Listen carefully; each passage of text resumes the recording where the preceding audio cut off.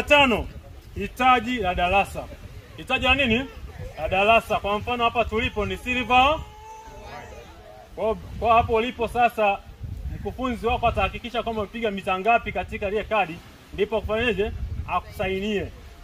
Kwa huko hapo bure, kama ubadilisha nguo tukuone kama namna gani utakapoweza kuogelea. Kwa huko hapa kwa ajili ya hitaji la nini? La darasa, si ndio? Hizi ni baadhi ya faida chache.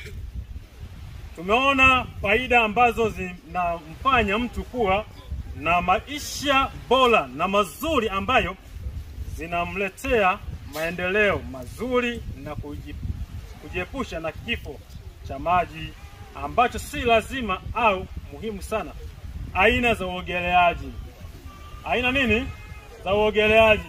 Wewe usifike mwe ndani ya maji ukaanza kufanya hivi.